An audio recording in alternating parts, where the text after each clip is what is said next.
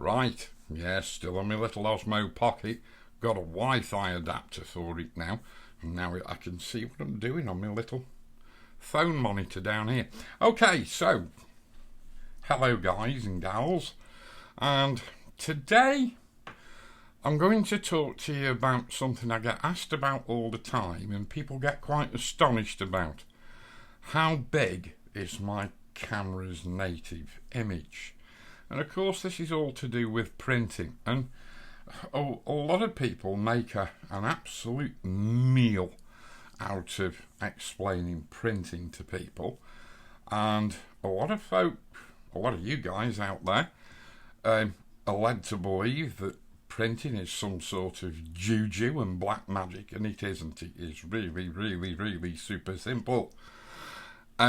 But I mean, I've done numerous videos on this channel in the past about colour management, etc, and yeah, I mean, it is what it is. But really and truly, what I'm going to do this video on today is nothing really technical. It's more aesthetic, but we are going to be doing something a little bit technical to do with this diagram. And if only you knew how long this diagram took me to make in Photoshop. It must have taken me 2 hours. Yeah, so I hope you blooming well appreciate it. I really do. So here we've got our standard paper sizes for in Europe and the UK. We've got A4, A3, A2 and A1. I'm not going to talk about AO and 2AO, but it all sort of fundamentally means the same thing. So A4 is 297 millimeters by 210 millimeters, and for those of you who like inches, it's 8.3 by 11.7. Yeah, A3 420 by 297, in other words 11.7 by 16.5. You get the picture, and you can see the numbers here on the screen.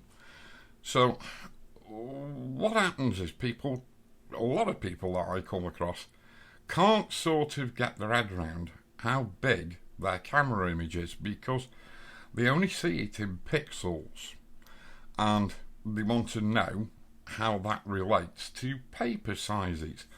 And once you sort of get your head around this, then printing will become somewhat easier. And if I take a Canon 5D Mark IV, there is the top boathouse at Lindinas, shot by my friend Jeff. Now you can see that 5D Mark IV, which is what, 20 odd megapixels, the native size of the image is just somewhat smaller than A2. Okay. Now, if I turn that off and I move to the shot that I did when I was with Jeff, I'm on a Nikon D800E. And you can see that on its long edge, it is slightly bigger than A2. And on its short edge, it's ever so slightly smaller than A2. But you can roughly think of something like a Nikon D800, Nikon D800E, or in fact any sort of 36 megapixel camera is going to be roughly A2 in size once you've got your resolutions all sorted out equally. And of course I've created this paper overlay image at 300 pixels per inch inside Photoshop, and I've brought the raw files in at 300 pixels per inch into Photoshop. And if you look at the magnification down here in the bottom left hand corner, you'll see it's at 16 and a bit, just over 16.6%. So this image is actually 100% accurate in size. It's quite a chunky image actually, because if you look down the bottom there, you can see it's 1.33 gig in size. Yes, so we are looking at like for like here. So the Nikon D800, Nikon D800E and any other sort of 36, 35, 36, 37 megapixel camera is going to be the same. Of course, if you get up to 40 megapixels, it's going to be even bigger. So if we just look at the infamous brick wall shot I did on my client's Fuji GFX 50S, and you can see that that is a lot bigger than A2. It is somewhat near A1 in native size. I mean, it's not 100% A1, but imagine now we were shooting, if you go back to that video that I did on resolution when I was talking about this Fuji GFX, you'll notice I was handling a phase 1 IQ260 back, A1, yes, A1, but you'll notice it's a different aspect ratio than the A paper sizes, as are most cameras. Yeah, bear that in mind. This is more boxy than A1, more square in other words. But if we turn that image off and we go to my friend Mohammed's shot here that he took down on, oh God, where was he? South Georgia. Emperor Penguin with a sea lion, bull sea lion on the beach. Yes. And of course, this is shot on Mohammed's Nikon D850, which, as we all know, is a 45 megapixel. And you can see that that is, in point of fact, the same dimension on the long edge as the Fuji GFX. It's just that it is more in keeping with the traditional DSLR aspect ratio. So now you can sort of get a feel for how big your native images are. Now, that's one thing to bear in mind when it comes to printing an image. How big is the image? In other words, how big's my printer? How big's my paper? How big a sheet of paper can I put through my printer? Am I going to be printing this at native size? In other words, native pixels, or am I going to be upsampling the image, or am I going to be downsampling the image? And really and truly, for the majority of cameras that are out there with the general public, general photographing public, and the average sort of plastic fantastic desktop printer they've got, I think the commonest printer size out there in the Gen Pop, as they call it, would be an A3 or an A3 Plus printer. So you can see that, you know, I mean, if you're on a D850, if you're on printing on A3 paper, you are actually going to be downsampling the image. And I will do another video. I've already done one video. I'll put a link in the description below to it, on DPI and PPI, and how people sort of get mixed up over it. And that sort of does touch on resolution for printing. I will do a more detailed video on resolution for printing at a later date. But the fundamental of what I want to do today is to get you to understand this, which I'm sure you do now, and then I want to talk about the aesthetics of a finished print, just the same as when, for instance, you go out on a day's landscape photography and you see a scene, and a lot of people just try and grab the scene, but I try and teach people who come out with me to fundamentally pre-visualize the finished image. Now, when I start to teach this, I start to teach them to pre-visualize the finished digital image. But then we take it a step further and we sort of try and pre-visualize what the finalized image is going to look like in print.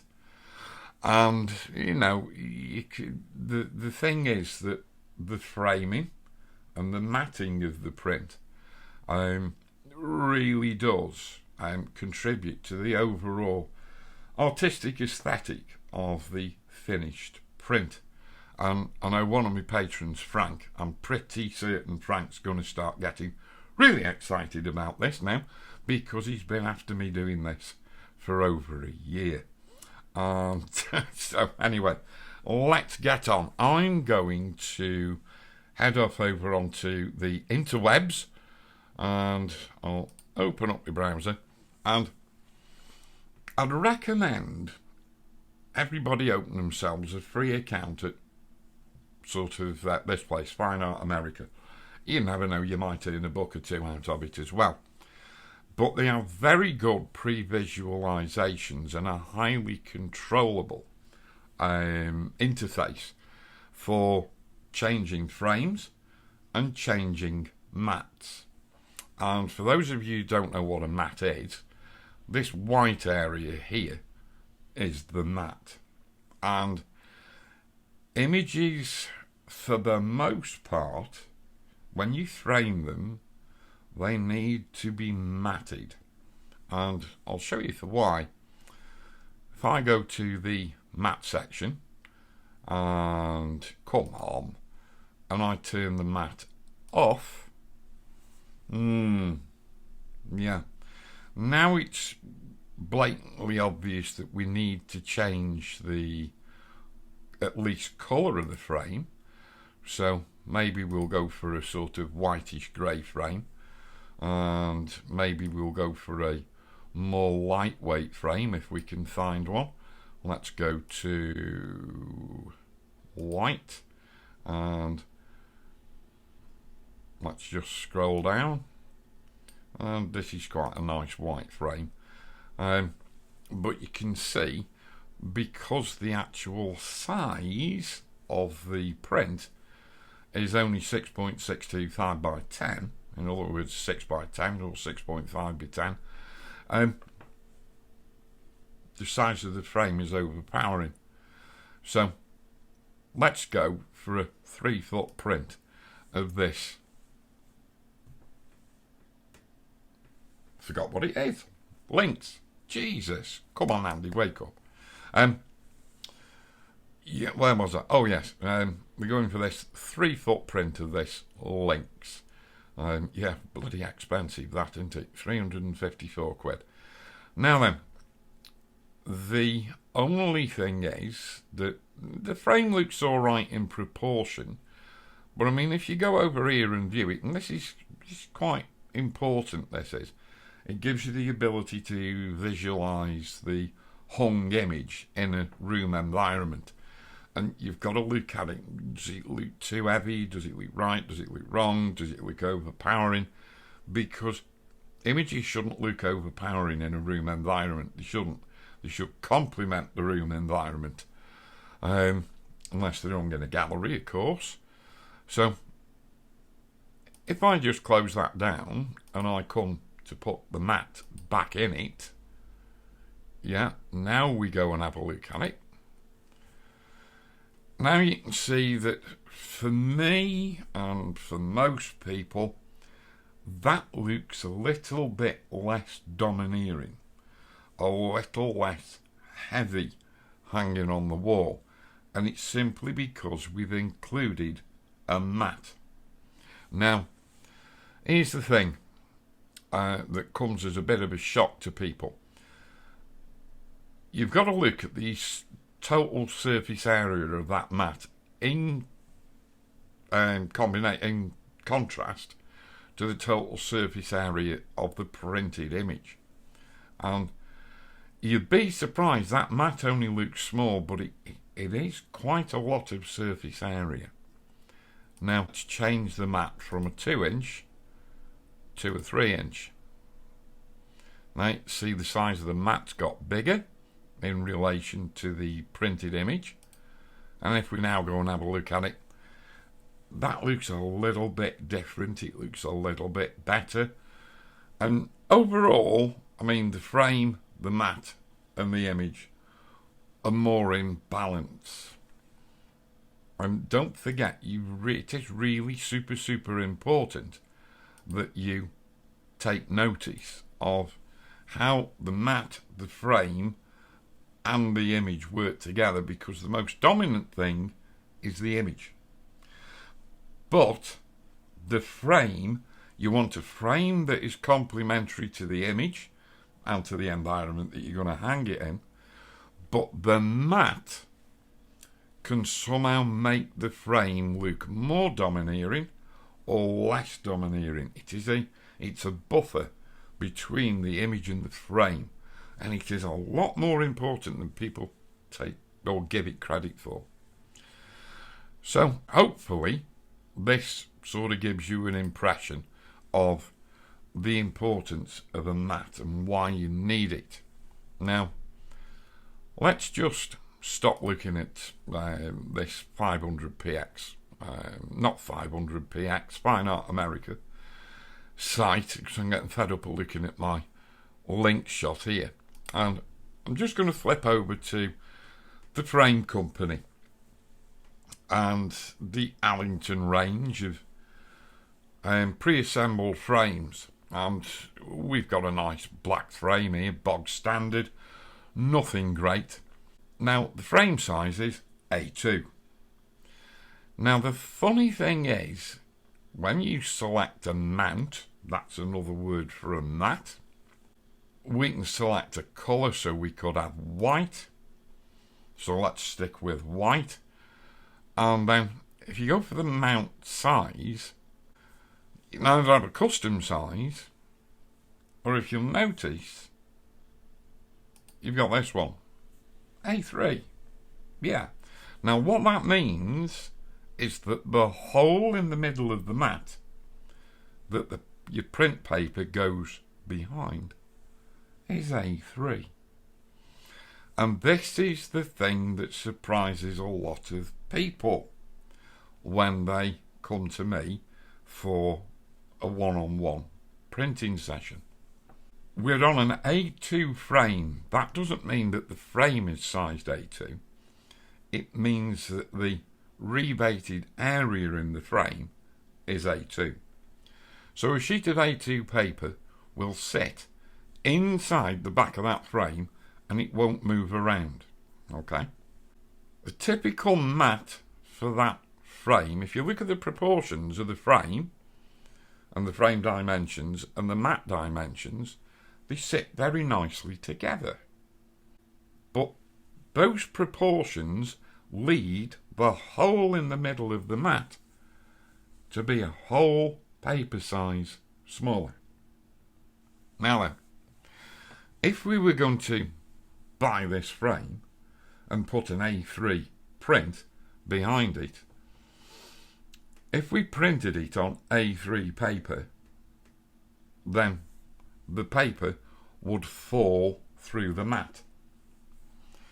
That's assuming the mat's been cut correctly, but most mounts are cut with a bit of a bevel on them, and they are fractionally smaller.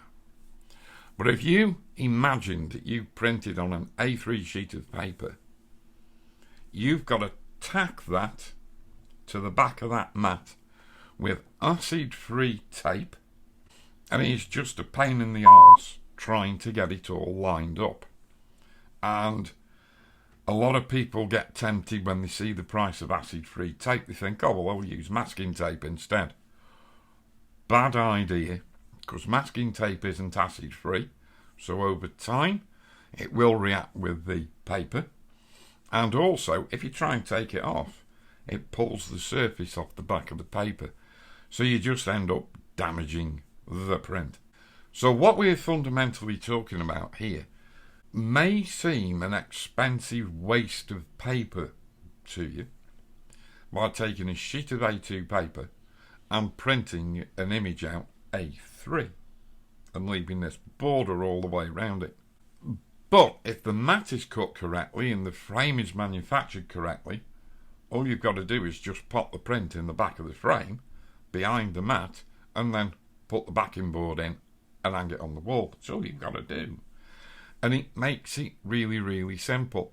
And fundamentally, it isn't a waste of paper. It makes the job a lot easier. And it doesn't cause any damage to the print because you're not having to tape the print into position. So, how do we go about this? Well, what I'm going to do is I'm going to come into Lightroom. Okay. And here we are. And I bet you're sick and tired of seeing this image by now, but tough, because I like it. So I'm not going to bother soft proofing this image because I've soft proofed it twice for 2 different papers already. But I'm just going to run with this finished processed image, and I'm going to bang it straight over into the print module. And if I come to page setup, you can see that I'm set up for my Epson Stylus Pro 4800, and I'm on A2 sheet maximum. Now we'll just click OK on that. You'll notice I've got these little grey areas here. Now those are my printer margins, yeah, and I can't print into those. In other words, the printer driver is trying to stop me from printing borderless. Here's my tip: never print borderless. It looks crap. It makes you, because you cannot stop the printer from overspraying. It will always overspray, so you end up with ink on your printer platen, yeah? Which, yes, you can clean off, but it's a waste of ink. And what are you going to do with this borderless image? Now you can put it in, I've got some over there with the certificates hanging up in the background that you can just see sort of over. Oh, you can see them over this shoulder, yeah. These sort of glass and hardboard snap mounts, yeah, you can put them in those, they look all right. But what you're trying to do is you're trying to emulate acrylic prints or metallized prints, and you can't do either on your standard desktop plastic fantastic printer. I could just go and show you very quickly what I mean.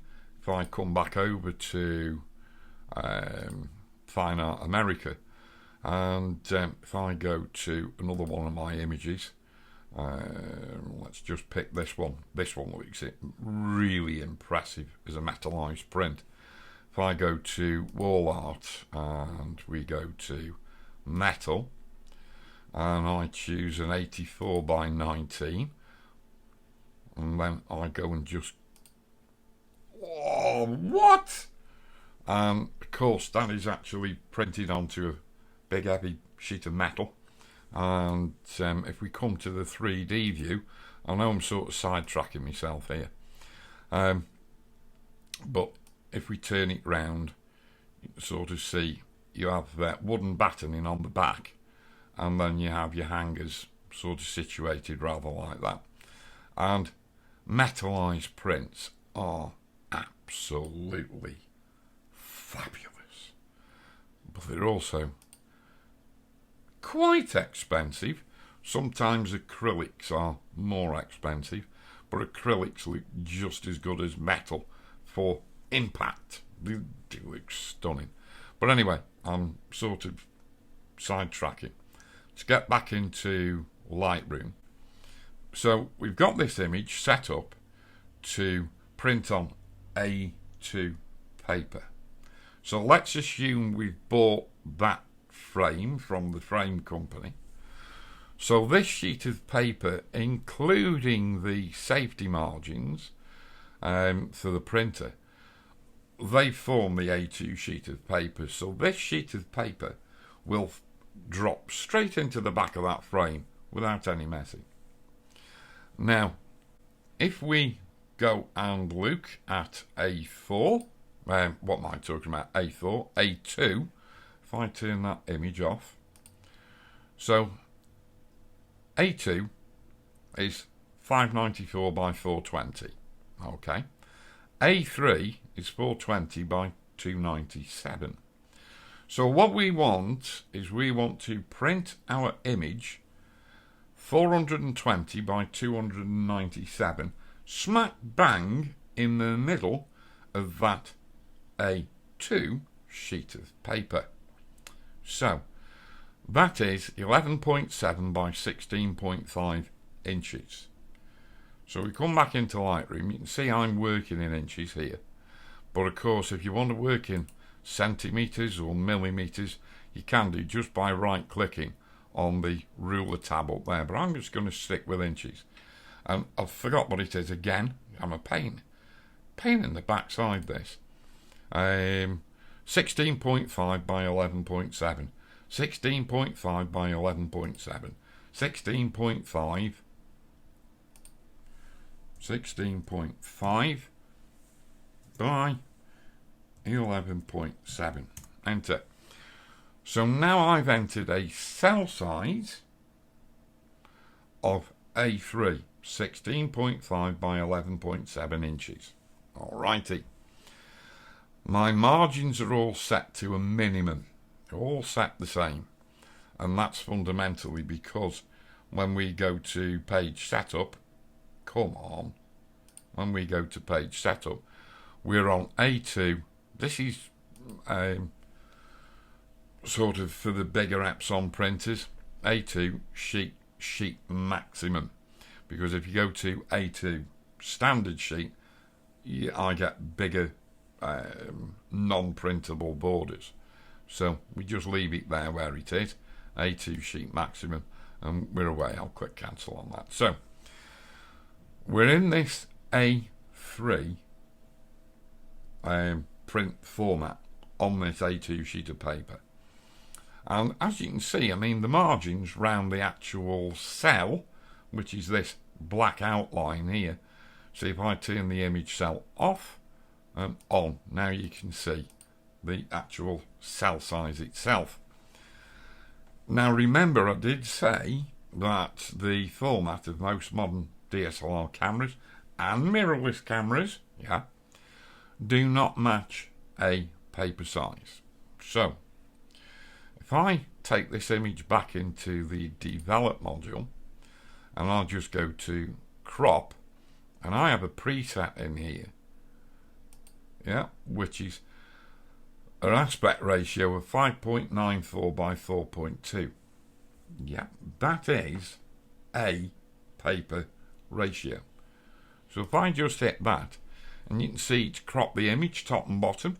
Now you could shift it around if you wanted to. I'm not, for the purposes of this demonstration, I'm not going to do so. I'll just click done. Now if I go back to the print module, now you can see that the image pretty much fits perfectly inside the cell. Now then, here's the thing. What I'm going to do is make the cell, which is at the moment 16.5 inches tall, I'm going to make it 16.7 tall. Alright, I'm going to add 2/10 of an inch, but I'm going to add 2/10 of an inch all round. This is to form sort of an edge bleed to the image, which is an old press term for printing the image slightly bigger than you need, so you don't get any edges visible. So I'm just going to add those same 2/10 of an inch, so that'll be 11.9. And now you can see that's made the image bigger, but it's made the cell bigger. But because of the aspect ratio of the image, that 2/10 of an inch all the way around changes the aspect ratio of the image ever so slightly, because it would be, if it was 2/10 of an inch on the long edge, it should really be something like 1.6, 1.7 tenths on the short edge, just to keep the aspect ratio the same. So all we're going to do now to ensure that that edge bleed prints out on both the height and the width is just click here where it says zoom to fill, bump, and there we go. And all I really need to do now is set up my printer job and hit print, and that image will print out, fall off my 4800 printer, and if I got that frame from the frame company, could just take the backer board off, put this paper in behind the mount, put the backer board back in, seal it all up, hang it on the wall. Might have to clean the glass first, yes. But anyway, there we go. As I said, I'll talk about this PPI and DPI in another video, because There is a little bit of a different approach to PPI stroke DPI in printing, depending whether you're printing from Photoshop or Lightroom. And I do frequently teach people who are new to this the sort of safe way to work in Lightroom, which is a little bit like working in Photoshop when it comes to DPI stroke PPI. But I will do another video on this. But what I wanted to do was discuss the importance of frame, matte and print collectively as a single aesthetic, because it forms an entity. All the three components form an entity of room decor. Yes, they do. So everything's got to match and everything's got to be in balance. And then just a very simple overview of how to turn theory into practice. So there you go. Hope that's proved useful for you guys and girls. And until the next video, I'll say, if you've liked this video, give it a thumbs up, give it a like, please leave a comment below, ask me any questions you like, give me suggestions for future videos, and share it. Yes, please feel free to share, because I need views and I need subscribers. Yes, I do. Woohoo! So go click the subscribe button if you're not already subscribed, and click the ringety-tingety bell to get a notification of the next video I put up. And until then, till the next time, I shall see you very soon. Tooroo!